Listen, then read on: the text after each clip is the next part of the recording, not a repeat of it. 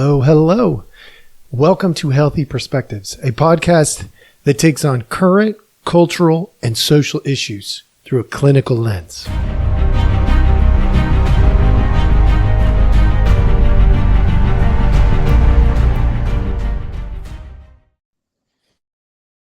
Hello, welcome back. Thank you so much for joining us. As always, we appreciate your time.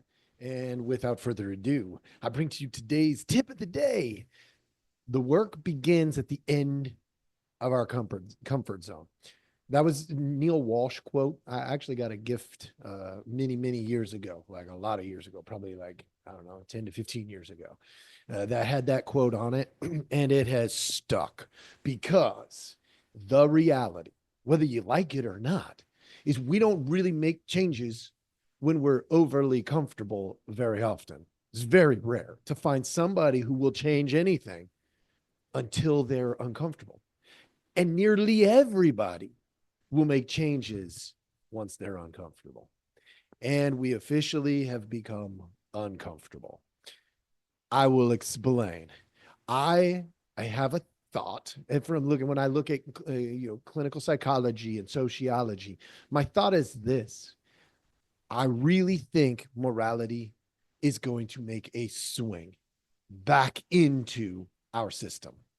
I know it's hard to believe when you can drive down the street and you see all kinds of open drug use and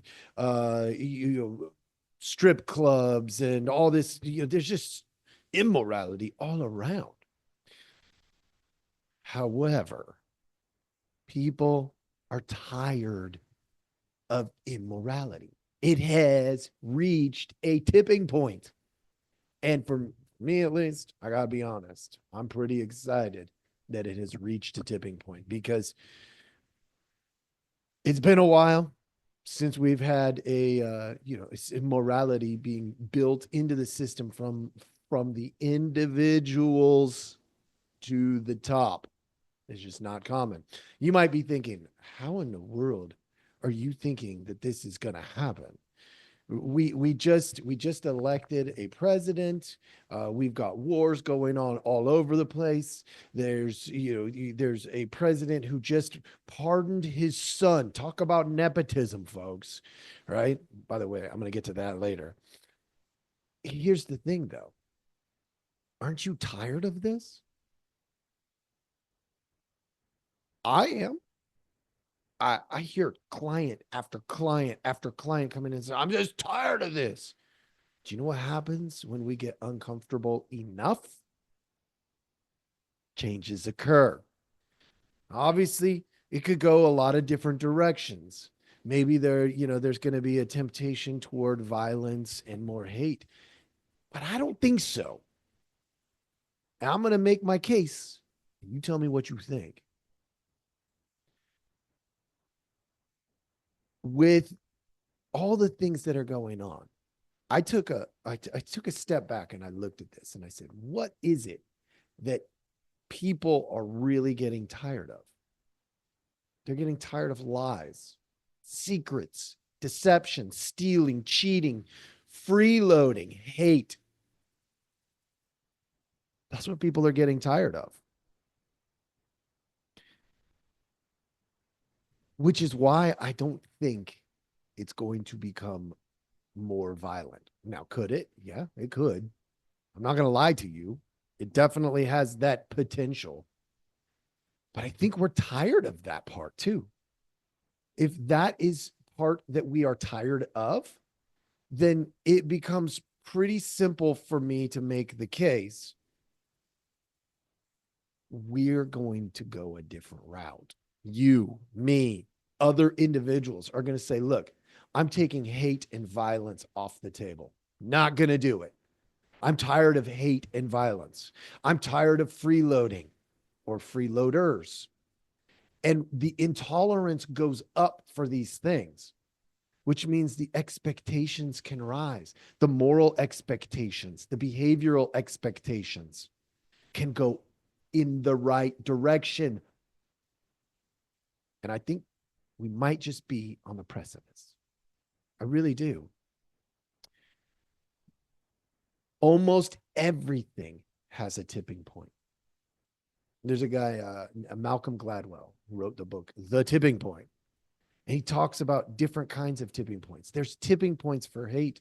There's tipping points for deception and lies and secrets. There's tipping points for diversity, for war, for all kinds of stuff, folks.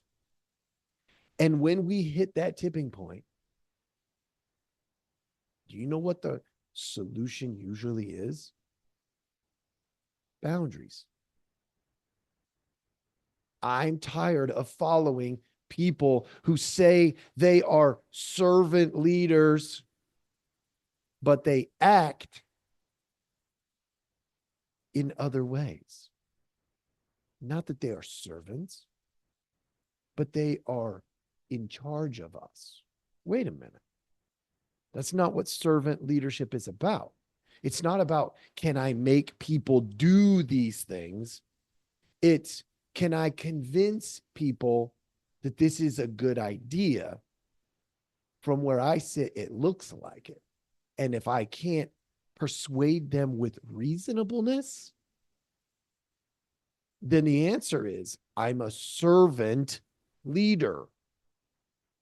I need to serve the people or step aside. That's it. And that's a fine option. My hope is we see a whole bunch of people step aside because they don't act and they don't want to be servant leaders. They don't want to do what's right for everybody. They want to do what's right for them. That's not a servant leader. A servant leader may start from the premise of what would be good for me and for others. And if it comes right down to it, if it's good for others and not them, that's what you got to do. You're a servant leader. So you lead through service.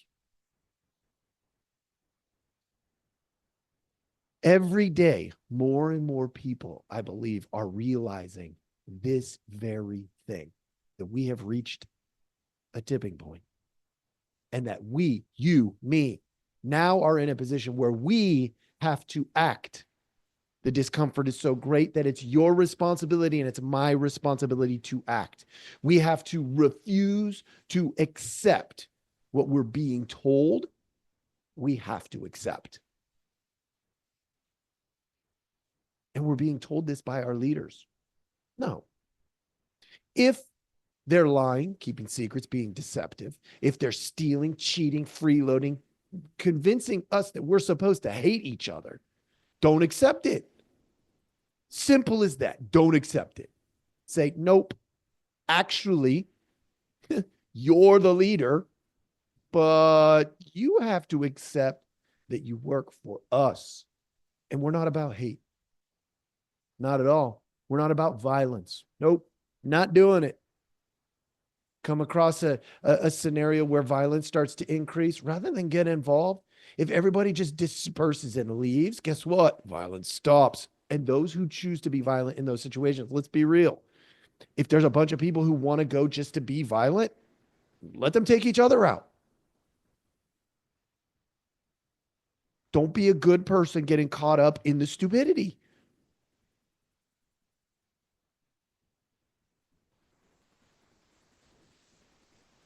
Our failing system that we see right now in front of us, culturally, because it's cultural before it's political, folks, is that we have deferred to these servant leaders and said, it's okay if you want to just take care of yourself. And they have accepted that.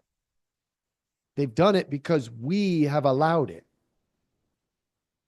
And our new intolerance that's rising right now is a good thing, as long as we are not accepting violence, hate, freeloading, stealing, cheating, lies, secrets, deceptions. Great. By all means, be intolerant of those things. And I think that's where we're headed, folks. I'll give you an example. Is Hunter Biden being pardoned a problem? Yes. Yes. As a matter of fact, it is. Will it turn things to a good direction? Yes, folks. Yes, it will. Because the best case scenario here is it's nepotism. That's the best. I told you I was going to come to this. The best case scenario is it's nepotism, meaning it's a father pardoning a son who doesn't deserve it. And yet he is in a position to do that. That's the best case scenario. But it's also clearly nepotism, which, by the way, most people are not big fans of nepotism, because what it does is it think about, the old England or whatever, or like it's still there now, like not that it's gone, but like the idea of kings and queens, and if you're part of the family, you're in, and if you're not, you're out.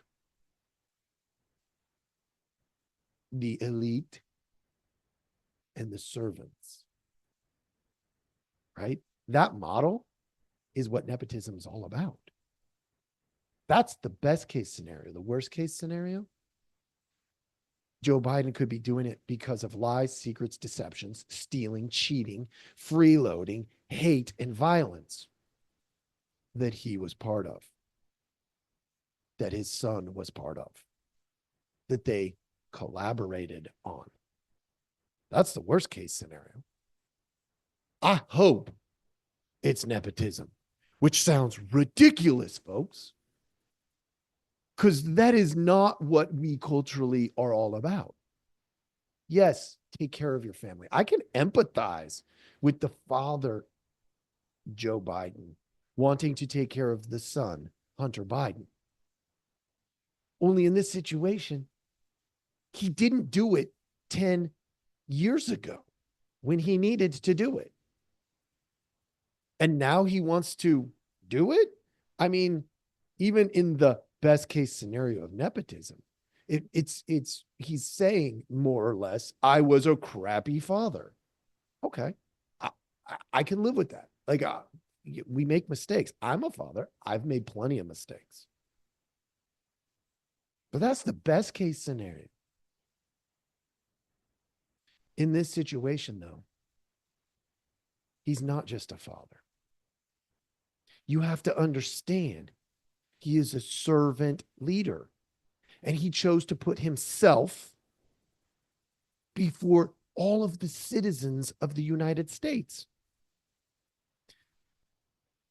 Would your son or daughter, would they get this pardon for doing the things that Hunter Biden did? Absolutely not. Matter of fact, you couldn't even get someone like Joe Biden to pay attention to it, I'll bet. Or Donald Trump. Fill in your politician in here. You couldn't get them to even pay attention to it almost all of the time. And yet we're supposed to sit back here as good little servants, followers, and be like, this is cool. This is great. This doesn't make me uncomfortable in any way. I'm glad it's making people uncomfortable, because it could increase the intolerance for lies, secrets, deceptions, cheating, stealing, freeloading, hate, violence. And that, my friends, would be a good thing. And that is something you and I get to decide. We get to decide to be intolerant of those things. I heard somebody say, well,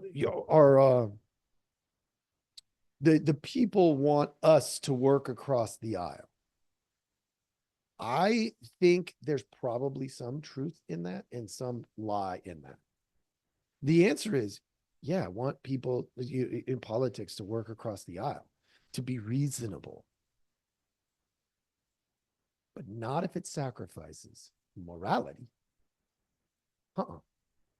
If all the politicians come together and say, we can make this a dictatorship and we will always be at the top and we will keep our families at the, I don't want that.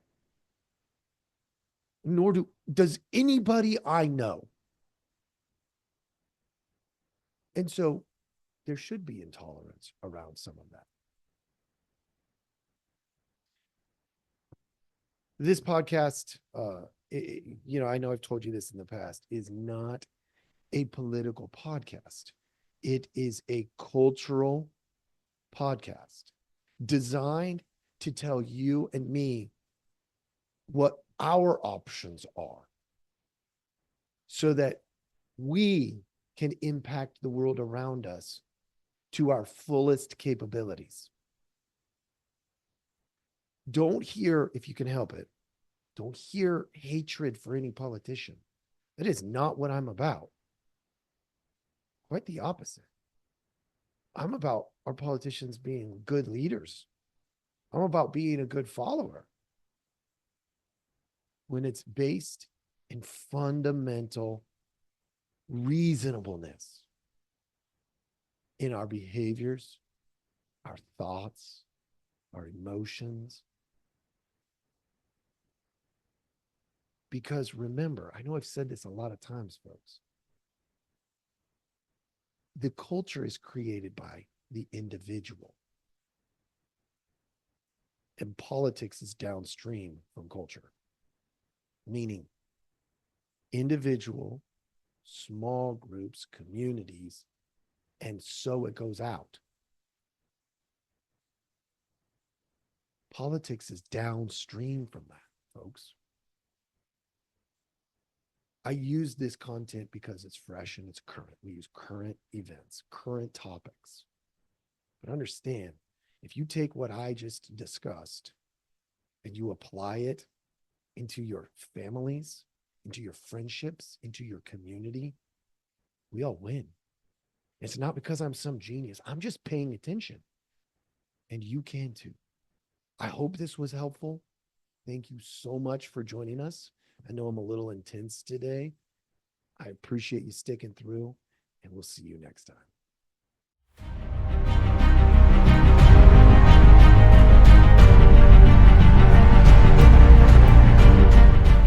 Hey, everybody. Thanks for listening.